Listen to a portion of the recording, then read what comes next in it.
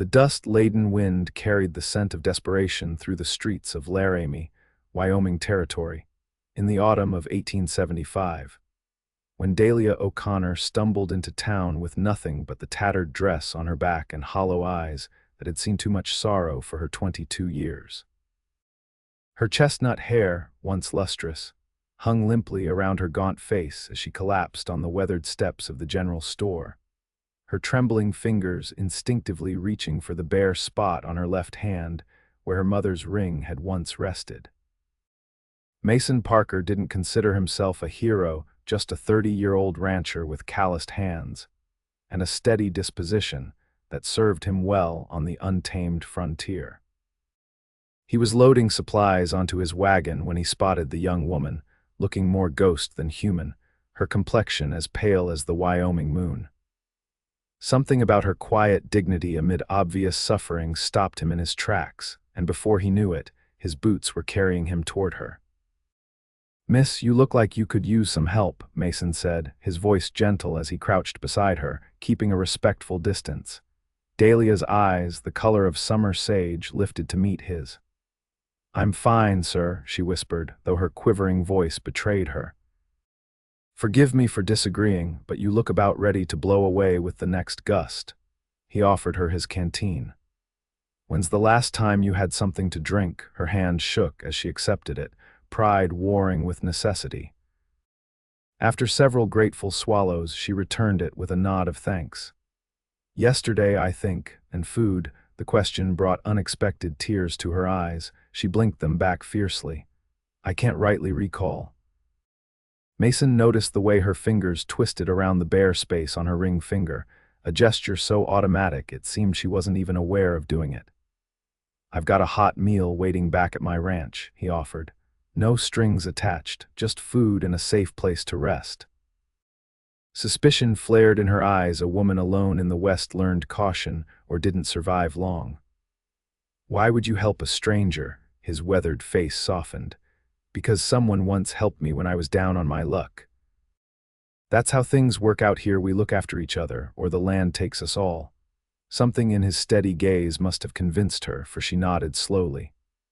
"I'm Dahlia O'Connor, Mason Parker," he replied, helping her to her feet. "My ranch is about an hour's ride from town." As he assisted her onto the wagon, she swayed from weakness, and he steadied her with a gentle hand. "Careful now. Whatever brought you here in such a state can wait until you've had food and rest." The journey to the Silverleaf Ranch passed in relative silence. Dahlia sat rigid beside him, her eyes taking in the sweeping landscape of the Wyoming territory, rolling plains giving way to distant mountains, the land painted in autumn golds and browns. Mason didn't push for conversation, understanding that trust was as precious as water in this unforgiving land.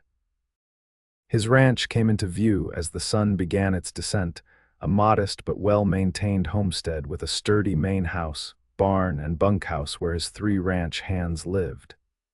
Fields stretched beyond, where cattle grazed peacefully. "It's not much," Mason said as he helped her down from the wagon, "but it's home."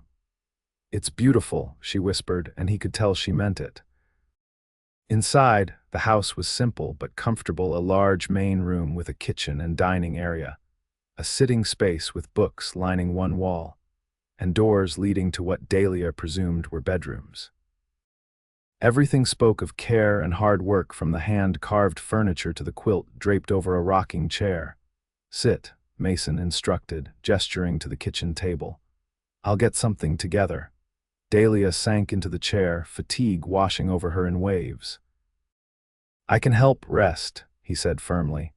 "There'll be plenty of time for helping later if you've a mind to." She watched as he moved efficiently around the kitchen, stoking the cook stove and retrieving a pot of stew that had been simmering. The rich aroma made her stomach clench painfully, reminding her just how long it had been since she'd eaten properly. When he placed a bowl before her along with a thick slice of bread, Dahlia hesitated only a moment before picking up the spoon. She tried to eat slowly, with dignity, but hunger soon won out. Mason tactfully busied himself with pouring coffee, giving her the privacy to satisfy her desperate hunger. Only when she'd finished the first bowl and accepted a second did he sit across from her with his own meal. "Thank you," she said softly. "I don't know how to repay your kindness." "No need for repayment," he replied. "Just tell me what brings a lady like yourself to Laramie in such a state, if you're willing." The simple question broke something inside her. Dahlia's hands trembled as she set down her spoon, her eyes filling with tears she could no longer fight. "My husband died 6 months ago," she began, her voice barely above a whisper. "Typhoid. We had a small farm outside of St. Louis. I tried to keep it going, but there were debts I didn't know about. The bank took everything." Mason listened silently, his face compassionate but not pitying, a distinction Dahlia appreciated. "I had an aunt in Denver who said I could stay with her. I used what little money I had for the train ticket, but when I arrived..." She swallowed hard. She'd passed on 3 weeks before. I had nowhere to go, no money to return east. Her fingers again found that bare spot on her hand, rubbing it unconsciously. "I've been working my way west, taking whatever honest work I could find, but in the last town..." Her voice faltered. "You don't have to tell me everything tonight," Mason said gently. She shook her head, needing to continue now that she'd started. "The family I was working for, cooking and cleaning, they seemed kind at first, but the husband..." She shuddered. "I left in the night, had to leave most of my things behind." Mason's jaw tightened, but he remained silent, letting her speak. "I had one thing of value left, my mother's ring. Gold with a small pearl. She gave it to me before she died, said it would keep me safe." A bitter laugh escaped her. "But you can't eat promises or memories." She lifted her gaze to his, dignity shining through her exhaustion. "They sold my ring for food," she said, the words catching in her throat. "The pawnbroker in the last town. I was so hungry, and the work had dried up with winter coming." Mason studied her for a long moment, taking in the proud tilt of her chin despite everything she'd endured. Then he nodded once, as if coming to a decision. "Then I'll feed you till you shine again," he said simply, as if promising to restore not just her health but the light that hardship had dimmed in her eyes. The unexpected kindness in his words brought fresh tears. "Why would you do that for a stranger?" "Because you're not going to be a stranger for long," he replied with a small smile. "And out here, we understand what it means to lose everything and start again." That night, Dahlia slept in the small guest room, wrapped in clean sheets that smelled of sunshine, with a full stomach and the first glimmer of hope she'd felt in months. As exhaustion pulled her toward sleep, she wondered about the quiet cowboy whose kindness had possibly saved her life, and what tomorrow would bring in this wild, beautiful country that offered both danger and promise in equal measure. Morning came with the scent of coffee and bacon, rousing Dahlia from the deepest sleep she'd had in months. For a disorienting moment, she couldn't remember where she was. The soft bed and clean quilt were so far removed from the places she'd been sleeping. Then yesterday's events rushed back, and with them, an unfamiliar feeling: safety. She found a basin of fresh water and a clean towel waiting for her. After washing, she smoothed her wrinkled dress as best she could and made her way to the kitchen, following the enticing aromas. Mason stood at the stove, his back to her. Sunlight streamed through the windows, highlighting the breadth of his shoulders beneath a faded blue shirt. At the sound of her footsteps, he turned, a smile warming his features. "Good morning," he said. "Hoped the smell of breakfast might wake you. You looked like you needed the rest." "I didn't mean to sleep so late," Dahlia replied, embarrassed to see the sun already well above the horizon. "It's barely past 7, Mason assured her. "On a ranch, we're up with the dawn." He gestured for her to sit and placed a plate before her, eggs, bacon, and biscuits still steaming from the oven.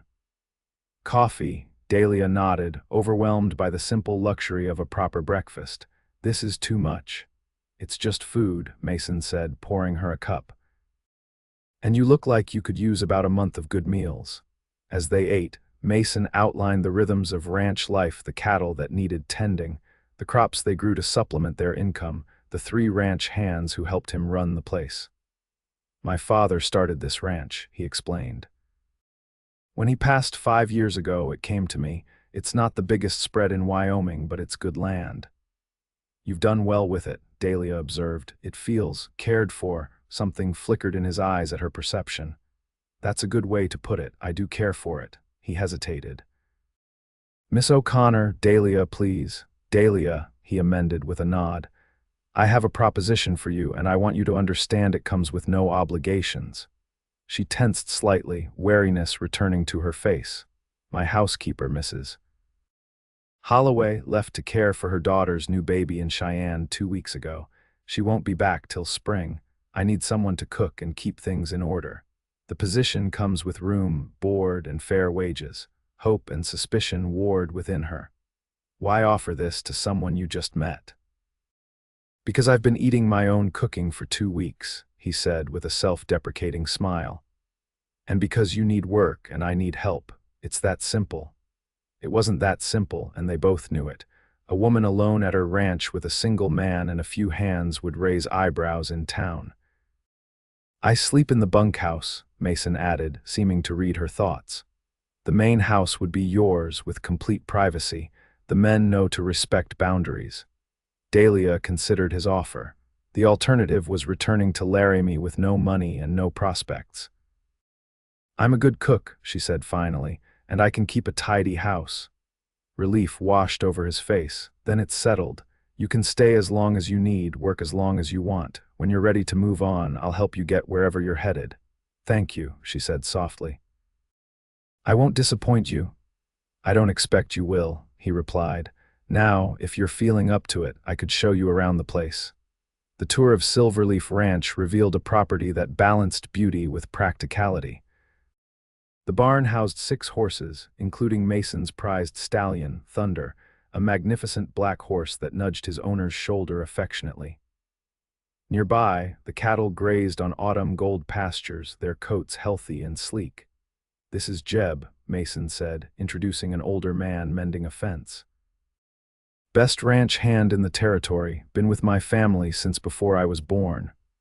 The weathered cowboy tipped his hat to Dahlia. Madam, boss told us you'd be taking over the house. Mighty glad to hear it. His biscuits could break a man's tooth. Dahlia couldn't help but smile at the gentle teasing between the men. I'll do my best to keep your teeth intact, Mr. Jeb. Just Jeb, madam, and this here's Danny and Will, he added as 2 younger men approached. Both tipped their hats respectfully, curiosity evident in their expressions, but well-mannered enough not to ask questions. Miss O'Connor will be our housekeeper until Mrs. Holloway returns, Mason explained simply. I expect you all to show her the same respect you'd show your own mothers. The men nodded, and Dahlia appreciated Mason's directness. He was establishing boundaries without drawing unnecessary attention to her situation. Over the following days, Dahlia settled into a routine that brought unexpected comfort. She rose early to prepare breakfast for Mason and the hands, spent her mornings cleaning and baking, and in the afternoons often walked the property or tended to the small kitchen garden that Mrs. Holloway had established. The physical work and regular meals began to restore her strength. The hollow look in her eyes gradually receded, replaced by cautious contentment. Mason, true to his word, provided everything she needed and kept a respectful distance, sleeping in the bunkhouse with the men despite her protests that it was his home. I'm more comfortable out there anyway, he insisted. Been too long living alone. The house feels right with someone caring for it again.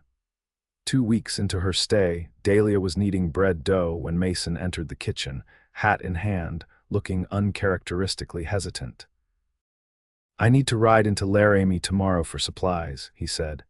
Would you like to come along? Might be good for you to get some things of your own. First month's wages, he added, placing an envelope on the table. Dahlia stared at it, flour dusting her hands. I haven't earned this much yet. You've been working from sunrise to sunset, he countered.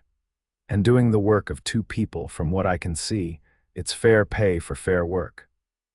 The opportunity to purchase necessities clothing that wasn't mended a dozen times, personal items she'd gone without, was too tempting to refuse.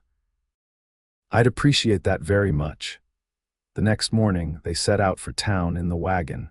The early November air held a biting chill, but the sky arched crystal blue above them. Mason had insisted she take one of his heavy coats for the journey, and Dahlia was grateful for its warmth, even if it engulfed her slender frame. "Winter comes early here," Mason explained as they traveled. "By December, the snow can be deep enough to isolate the ranch for weeks. That's why this supply run is important." "I'll make a list of what we'll need for the kitchen," Dahlia offered. "We should stock flour, sugar, coffee." Mason glanced at her with a smile. Dahlia flushed, realizing how presumptuous she sounded. "I meant I like the sound of we," he said quietly. "You've made the place feel like a home again." The simple statement warmed her more than any coat could. They continued in comfortable silence, the rhythmic clop of the horses, hooves a soothing accompaniment to the vast landscape surrounding them. Laramie had grown substantially since becoming a stop on the Union Pacific Railroad, but it retained its frontier character, a mixture of rough establishments and more respectable businesses lining the main street. As they entered town, Dahlia was conscious of curious glances directed their way. "People will talk," she murmured, suddenly self-conscious. "People always talk," Mason replied unconcernedly. "Best not to give it much thought." Their first stop was the general store, where Mason introduced her to the proprietor, Mr. Bennett, as "Miss O'Connor, my new housekeeper." The older man's eyes showed a flicker of interest, but he maintained a professional demeanor as they conducted their business. While Mason arranged for the delivery of larger supplies, Dahlia selected kitchen necessities and examined fabric for new clothing. The feel of clean cotton and wool beneath her fingers was a luxury she hadn't expected to experience again so soon. "Get whatever you need," Mason told her, noticing her hesitation over a bolt of blue calico. "I don't want to take advantage of your kindness," she replied softly. "It's not kindness, it's practicality," he insisted. "Wyoming winters are harsh, you need proper clothing."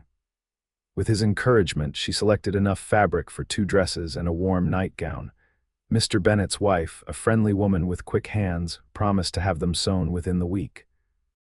Their next stop was the mercantile for boots. Dahlia's thin shoes were wholly inadequate for ranch life. As Mason spoke with the shopkeeper, Dahlia noticed a display case containing jewelry.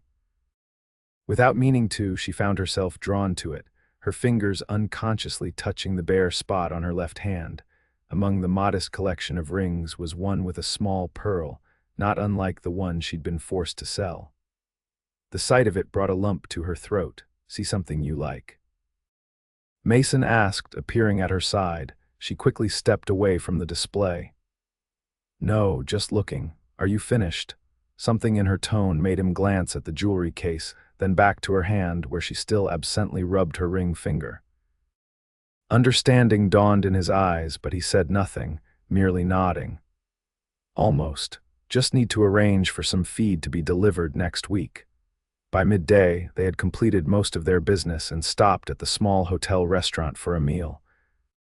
Dahlia was acutely aware of the interested looks from other diners. A young woman dining with the bachelor rancher was bound to create speculation. "Ignore them," Mason advised, seeing her discomfort. "Gossip dies when there's nothing to feed it."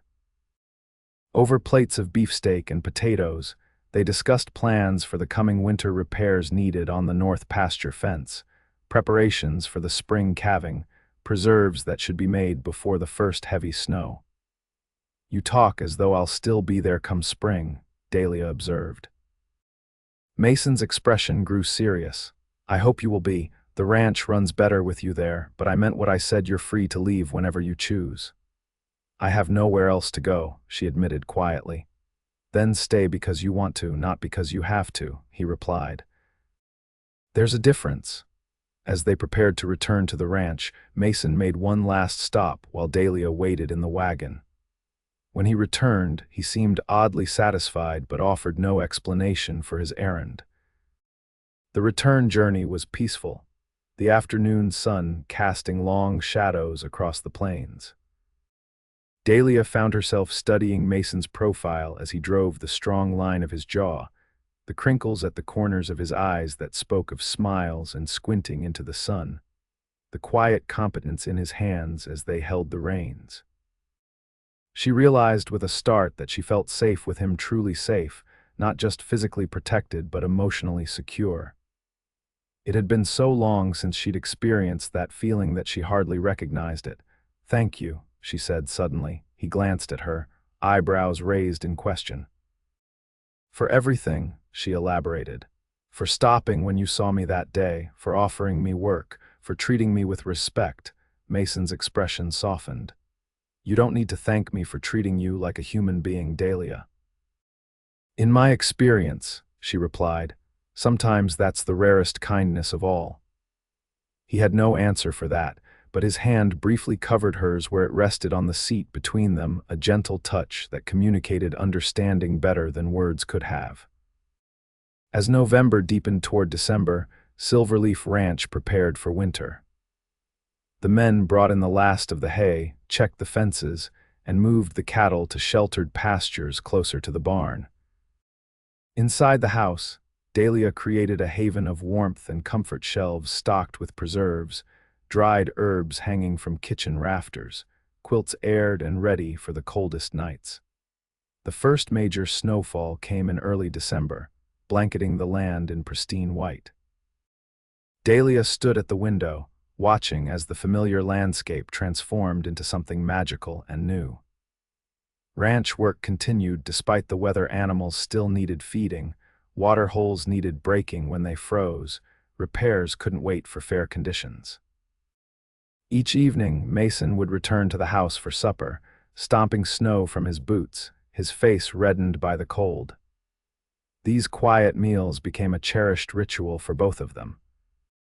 Mason would share the day's events on the ranch, and Dahlia would tell him about her progress with household projects or new recipes she'd attempted. Sometimes they simply sat in comfortable silence before the fire afterward, Mason reading from one of his books while Dahlia mended clothing or worked on a quilt she was piecing together from fabric scraps. It felt domestic in a way that made her heart ache with unexpected longing. One evening, as a particularly fierce blizzard raged outside, Mason closed his book and studied her across the hearth. "What was he like?" he asked suddenly. "Your husband." The question caught her off guard. She set aside her sewing, considering how to answer. "Thomas was kind," she said finally. "A good man who worked hard. We married young. I was 18, he was 23. It was a sensible match. Our farms adjoined and both our families approved." "Did you love him?" Mason asked, then immediately shook his head. "Forgive me, that's not my business." "It's all right," Dahlia assured him. "I did love him in a way, not with passion perhaps, but with affection and respect. We were building a good life together." She paused. "His death was unexpected. The typhoid took him so quickly." Mason nodded solemnly. "I lost my mother to fever when I was 12. There's nothing that prepares you for how fast illness can steal someone away." "What about you?" Dahlia asked, turning the conversation. "You've never married." A shadow crossed his face. "I was engaged once, 5 years ago, before my father died. Caroline was from back east Philadelphia. Her family came west for her health. We met in Cheyenne." Dahlia waited, sensing there was more to the story. "She didn't take to ranch life," Mason continued with a rueful smile. "Can't blame her. It's a hard existence for anyone raised in the city. When her health improved, she returned east, said she'd come back in the spring." He stared into the fire. "She didn't." "I'm sorry," Dahlia said softly. He shrugged. "It was for the best. She would have been miserable here, and I could never leave the ranch. My father built this place from nothing. His legacy is in every acre." "You've honored that legacy," Dahlia observed. "Anyone can see how well you care for the land, the animals, the people who depend on you." Mason looked up, surprised by her perception. "Thank you for seeing that," he said quietly. Something shifted between them that night, a deeper understanding, a recognition of shared losses and resilience. As the blizzard howled outside, they remained by the fire, trading stories of their pasts and discovering the common threads in their separate journeys. The next morning, Dahlia woke to a transformed world. The storm had passed, leaving behind a landscape of pristine white drifts sculpted by the wind. The sun sparkled off the snow with diamond brilliance, and the sky arched overhead in perfect Wyoming blue. She was preparing breakfast when Mason entered, stamping snow from his boots. "Quite a storm," he remarked, hanging his coat. "Drifts are high enough to reach the barn windows in places. Is everything all right? The cattle?" Dahlia asked, pouring him coffee. "They're fine. Jeb and the boys were up half the night checking on them." He accepted the cup gratefully. "We lost one old cow, but that's better than I expected." As they ate breakfast, Mason seemed unusually thoughtful. Finally, he cleared his throat. "I have something for you," he said, reaching into his pocket, was waiting for the right time. He placed a small package wrapped in brown paper on the table between them. Dahlia stared at it in surprise. "What's this? Open it and see," he suggested, an unfamiliar nervousness in his voice. With hesitant fingers, she unwrapped the package. Inside was a small box, and within that a ring. A delicate gold band with a pearl that caught the morning light. She gasped, her hand flying to her mouth. "It's not the same as your mother's," Mason said quickly. "But when I saw you looking at it in the mercantile, I thought, well, I wanted you to have something that might remind you of what you lost." Tears filled her eyes as she lifted the ring from its box. "Mason, I can't accept this. It's too much. It's not charity," he said firmly. "It's a promise." She looked up, her heart suddenly pounding. "A promise that you'll always have a home here if you want it." His eyes held her steadily. "That you'll never have to sell something precious for food again. That I'll do everything in my power to help you shine again, Dahlia."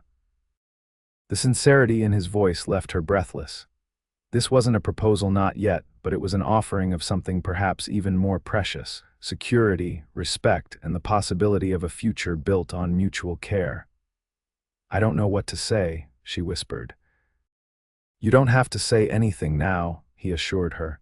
"Just know that it's yours, whatever you decide." She slipped the ring onto her right hand, not replacing the memory of her mother's ring, but creating space for a new symbol of hope. "Thank you," she said softly, "for seeing me when I was invisible to everyone else." Mason's smile warmed his entire face. "You've never been invisible, Dahlia, just waiting to be found." As winter settled fully over Wyoming, life at Silverleaf Ranch developed a rhythm that brought unexpected joy to Dahlia's days. The house became truly hers to manage. Mason deferred to her decisions about domestic matters with genuine respect, and the ranch hands treated her with a protective deference that made her feel both safe and valued.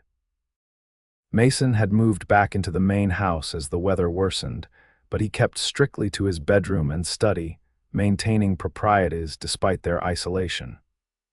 Still, their evenings together grew longer, their conversations deeper. She learned about his childhood on the ranch, his brief time at school in Cheyenne, his dreams for expanding Silverleaf's operations when finances permitted. In turn, she shared stories of her life in Missouri, her parents' small farm. Her hopes before hardship had narrowed her horizons to mere survival. Christmas approached with a flurry of preparation. Dahlia secretly worked on gifts for Mason, and the hands knitted scarves, preserved fruits, and special baked treats. Mason disappeared into town one day despite the treacherous roads, returning with mysterious packages he refused to explain. On Christmas Eve, with snow falling gently outside, they gathered in the main house. Mason, Dahlia, and the three ranch hands. Jeb produced a fiddle no one knew he owned and played carols with surprising skill while they enjoyed a feast Dahlia had spent days preparing. The simple celebration, warmed by friendship and good food, was more meaningful than any elaborate society gathering could have been. When the hands returned to the bunkhouse, Mason and Dahlia remained by the fire, the room illuminated only by its glow and the candles on the small pine tree they decorated with paper chains and dried berries. "I have something for you," Mason said, retrieving a package from beneath the tree. "We said no gifts," Dahlia protested, though she had a bundle hidden away for him as well. "Consider it a necessity," he replied with a smile. She unwrapped it carefully to find a beautiful leather-bound journal and a pen set. "Mason, I've seen you writing sometimes on scraps of paper," he explained. "Thought you might like something proper to keep your thoughts in." The thoughtfulness of the gift touched her deeply.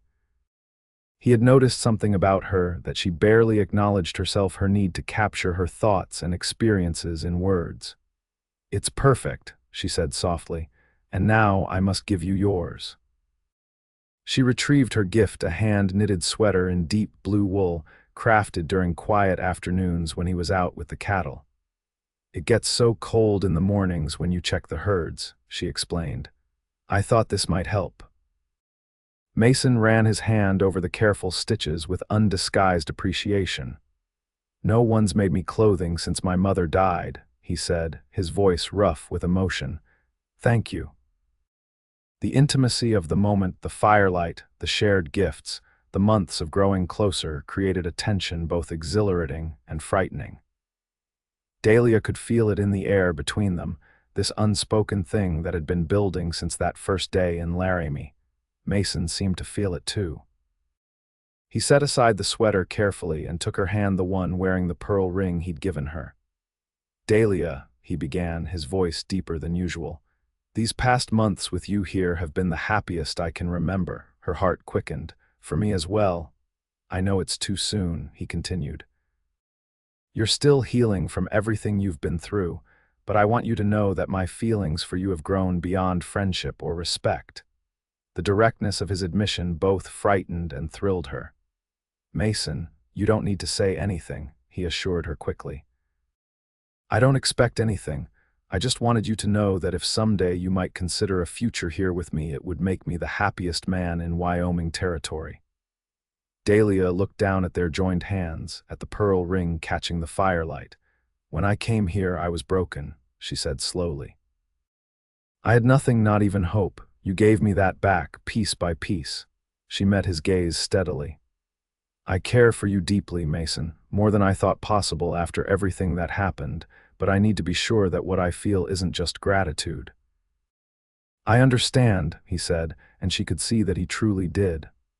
"I'll wait, Dahlia, however long it takes." He raised her hand and pressed a gentle kiss to her knuckles, a gesture so tender it brought tears to her eyes. Then, with remarkable restraint, he bid her good night and left her alone by the fire, giving her the space she needed to process his words and her own complex feelings. January brought the harshest weather of the winter, bitter cold that froze water troughs within minutes, and wind that cut like knives through any gap in clothing.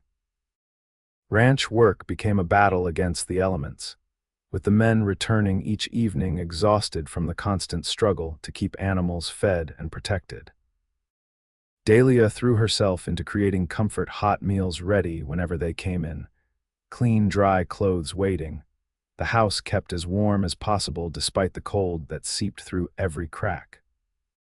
She began riding out with Mason occasionally when conditions permitted, learning the boundaries of the ranch and developing a deeper appreciation for the land that was his passion.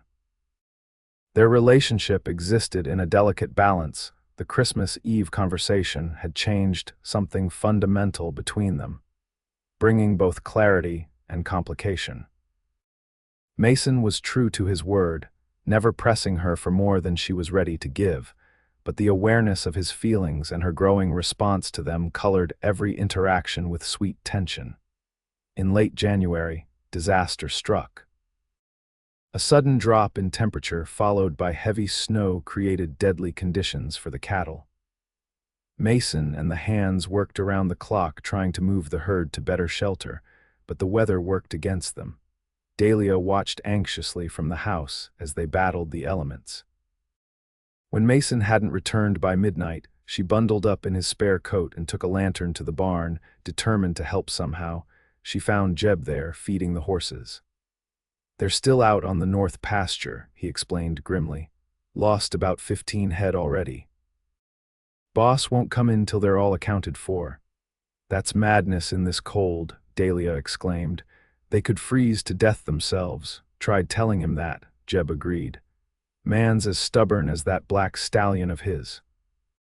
As if summoned by their conversation, the barn door burst open, admitting a blast of frigid air and 3 snow-covered figures. Will and Danny supported Mason between them, his face alarmingly pale beneath his frost-covered beard. "What happened?" Dahlia gasped, rushing forward. "Horse slipped on the ice," Will explained tersely. "Boss got caught underneath for a minute. Thunder's fine, but Mr. Parker's leg took the worst of it." They helped Mason onto a hay bale while Dahlia quickly assessed the situation. His right leg was clearly injured, he couldn't put weight on it, and his face contorted with pain when they tried to straighten it. "Get him to the house," she ordered. "We need to get him warm and see how bad it is." The journey from barn to house was agonizing for Mason, who refused to be carried despite the men's offers. By the time they reached the kitchen, he was ashen with pain and cold, his breathing labored. With efficiency born of necessity, Dahlia took charge. She directed the men to take Mason to his bedroom while she gathered medical supplies and heated water. Her hands trembled slightly as she collected bandages and the bottle of whiskey they kept for medicinal purposes, but her mind remained clear. Mason's room reflected his practical nature, sparsely furnished but comfortable, with a large bed, a sturdy dresser, and a desk covered in ranch ledgers and papers. By the time Dahlia entered, the men had managed to remove his snow-covered outer clothing, leaving him in a damp shirt and trousers. "I need to see the leg," she said firmly. "Will, Danny, you can go check on the horses. Jeb, stay and help me if you would." The older man nodded, understanding her concern for propriety even in this situation. As the younger hands left, Dahlia approached the bed where Mason lay, his face tight with pain. "This is unnecessary," he protested weakly. "Just need to rest it." "Be quiet and let me look," she replied, her worry making her voice sharper than intended. With Jeb's help, they carefully removed Mason's boot and cut away the leg of his trousers to reveal an already swelling knee and a nasty gash along his calf where something, presumably the horse's shoe, had caught him. "Doesn't look broken," Jeb observed, "but that knee ain't right." Dahlia nodded in agreement. "I need to clean the cut and wrap the knee. It's going to hurt." Mason attempted a smile that turned into a grimace. "Do your worst, Miss O'Connor." She worked as gently as possible, first cleaning the wound with warm water and then, steeling herself against his hiss of pain, with whiskey to prevent infection. The cut wasn't as deep as she'd feared, requiring no stitches, but the knee was badly swollen and beginning to bruise dramatically. "You've probably torn something inside," she told him as she wrapped the knee firmly with strips of clean linen. "You won't be walking on this for some time." Mason's expression darkened. "Can't afford to be laid up. The cattle have Jeb, Will, and Danny," she interrupted. "And they'll have you again when you're healed. Pushing too soon will only make it worse." Jeb nodded emphatically. "She's right, boss. We can manage the essential work. Ain't the first winter crisis we've weathered." Once the leg was bandaged, Dahlia made Mason swallow a dose of laudanum for the pain, despite his protests. Within minutes, his eyelids began to droop, the lines of tension in his face easing somewhat. "Stay with him," she asked Jeb quietly. "I need to prepare some things." While Mason slept, Dahlia transformed the main room of the house for his convalescence. She moved the comfortable armchair closer to the fire, arranged pillows and blankets to support his injured leg, and prepared broth and bread for when he woke. By morning, she had created a space where he could rest while still overseeing ranch business, his ledgers and papers within reach, a clear view through the window to the barn and yards. The following weeks tested them all. Mason made a difficult patient restless, frustrated by his immobility, and constantly worried about the work being done without his direct supervision. Dahlia met his irritability with calm persistence, neither coddling him nor allowing him to push himself too far. The ranch hands reported to him daily, bringing problems for his consideration and following his instructions with the same respect as always. Slowly, Mason began to trust that Silverleaf could continue without his constant physical presence, an important lesson for a man who had always defined himself by his labor. For Dahlia, the situation created both challenges and unexpected intimacy. Caring for Mason required a physical closeness they had carefully avoided before helping him move from bed to chair, changing his bandages, even assisting with washing when his fever briefly spiked from a mild infection in the wound. These necessary touches eroded the careful boundaries they had maintained, creating a new awareness of each other that couldn't be ignored. One evening in early February, as Dahlia changed the dressing on his leg, Mason caught her hand. "Thank you," he said simply. "I've been a terrible patient." She smiled, not denying it. "You're used to being the one caring for others, the land, the animals, the men who work for you. It's difficult to be on the receiving end." "You understand that," he observed. "Better than most would." "I do," she acknowledged. "When I lost everything, the hardest part wasn't the hunger or the fear. It was feeling useless, having nothing to offer, no way to control my own fate." Mason's grip on her hand tightened. "You were never useless, Dahlia. You just needed a chance to prove your strength again." The sincerity in his voice made her look up, meeting his gaze directly. What she saw there, admiration, respect, and something deeper that made her heart race, gave her the courage she'd been gathering through these weeks of caring for him. "I've been thinking about what you said at Christmas," she said softly, "about your feelings for me." Mason went very still, his expression guarded yet hopeful.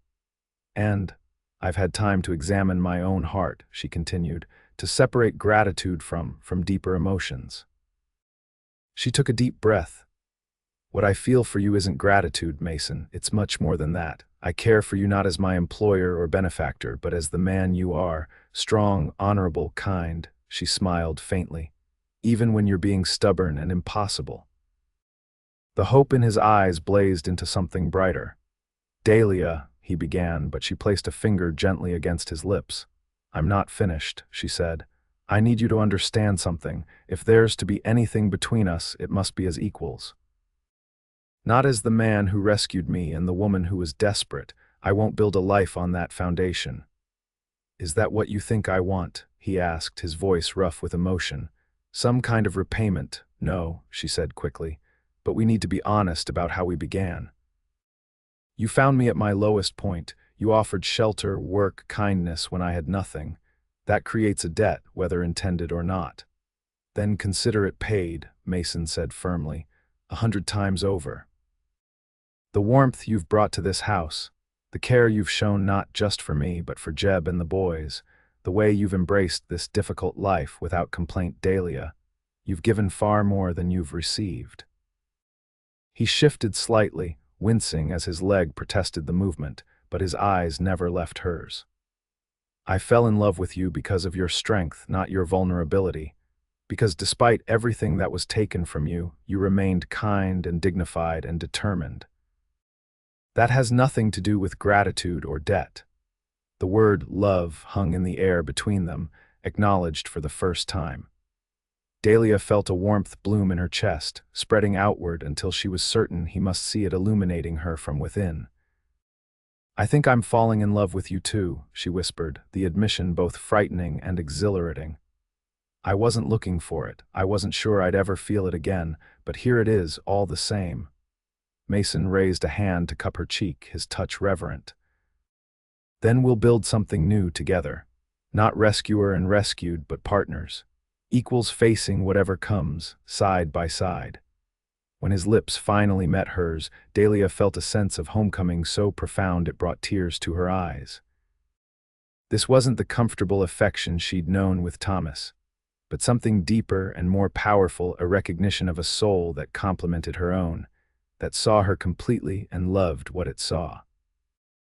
As winter gradually loosened its grip on Wyoming, Mason's leg healed and Dahlia's heart opened fully to the possibility of a future at Silverleaf. Their courtship progressed with the deliberate care of two people who had known loss and understood the preciousness of second chances. Mason formally proposed on the first truly warm day of spring, when they rode together to a hillside overlooking the entire ranch. The land was coming alive again, tender green shoots pushing through the soil, cattle grazing contentedly in the distance, the mountains still snow-capped but catching the sunlight like beacons of promise. "This is my legacy," Mason said, sweeping his arm to encompass the view. "Everything my father built, everything I've added to it, but it's just land and animals without someone to share it with." He turned to her, taking her hands in his. "Will you marry me, Dahlia? Will you build this life with me as my wife and partner?" She didn't hesitate. "Yes," she said simply. "With all my heart, yes." They were married in late May when wildflowers carpeted the ranch's meadows. The ceremony was small. Jeb stood as Mason's best man, and Mrs. Holloway, returned from Cheyenne, attended Dahlia. The minister rode out from Laramie, and a few neighboring ranchers joined them for the celebration afterward. Dahlia wore a dress of sky-blue silk, Mason's wedding gift, and carried a bouquet of prairie flowers. The pearl ring he'd given her at Christmas moved to her left hand, joined now by a simple gold band that symbolized their commitment to each other. That evening, after the guests had departed, they stood together on the porch of the house that was now truly theirs, watching the sunset paint the land in shades of gold and rose. "Happy?" Mason asked, his arm around her waist.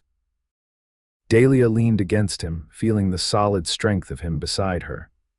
"More than I ever thought possible," she answered truthfully. "When I lost my mother's ring, I thought I'd lost the last connection to my past, to who I was before everything fell apart." She looked up at him, love evident in her expression. "But you gave me something more precious, a future to look forward to, a home that's ours to build together." "I promised to feed you until you shined again," he reminded her, smiling down at her. "And you've kept that promise," she said softly. "Not just with food, but with love and respect and partnership." She touched the pearl ring that now symbolized not what she'd lost, but what she'd found. "I'm shining now, Mason, because of you, because of us." As the first stars appeared in the deepening twilight, they turned toward the house, their home, and the life they would create together, built on the foundation of a chance meeting and a simple promise kept. In the years that followed, Silverleaf Ranch prospered under their joint stewardship. Mason's practical knowledge of cattle and land, combined with Dahlia's careful management of the household finances, created a stable foundation for growth. They purchased additional acreage, improved their breeding stock, and weathered the inevitable hardships of ranch life with resilience and unity. Their first child, a daughter they named Grace, arrived a year after their wedding, a strong, healthy girl with her father's steady gaze and her mother's quiet determination. 2 years later, they welcomed a son, William, named for Mason's father. As the children grew, they learned the rhythms of ranch life, developing the same love for the land that ran deep in their parents' blood. Dahlia never forgot the desperate days that had brought her to Laramie, nor the pearl ring that had been sold for survival. She kept the replacement Mason had given her as her most treasured possession, a symbol of how far she had come, and the man whose love had restored her. On their 5th wedding anniversary, Mason presented her with another surprise, a small wooden box carved with wildflowers. Inside, nestled on a bed of velvet, lay a gold ring with a pearl identical to the one she wore. "How did you?" she began, staring at it in wonder. "I wrote to the pawnbroker in the town where you sold your mother's ring," Mason explained. "Described it as best I could from what you told me. Took some time and quite a bit of correspondence, but he found it. The man who bought it was willing to sell it back." Tears filled Dahlia's eyes as she lifted the ring reverently. "My mother's ring," she whispered. "I never thought I'd see it again." "Now you have both," Mason said, taking her hand where the first pearl ring he'd given her still adorned her finger. "The past you honored and the future we've built." Dahlia slipped her mother's ring onto her right hand, the familiar weight both strange and comforting after so long. "How do you always know exactly what my heart needs?" she asked, looking up at the man who had transformed her life with a simple act of kindness years before. Mason smiled, the same smile that had first given her hope on the steps of a general store when she had nothing left to lose. "Because your heart and mine," he said simply, "are two parts of the same whole." That night, sitting on the porch of the home they'd built together, watching their children play in the fading light while the cattle grazed peacefully in the distance, Dahlia felt the truth of his words deep in her soul. From desperate beginnings had grown this abundant life, a testament to resilience, to second chances, and to the extraordinary power of ordinary kindness. She glanced down at her hands at the two pearl rings that represented who she had been, and who she had become, and then at the strong, kind man beside her who had promised to feed her until she shined again, and had kept that promise in ways neither of them could have imagined. In the golden light of the Wyoming sunset, surrounded by the fruits of their shared labor and love, Dahlia O'Connor Parker shone indeed, not with the desperate brightness of survival, but with the steady, enduring radiance of a woman who had found her true home.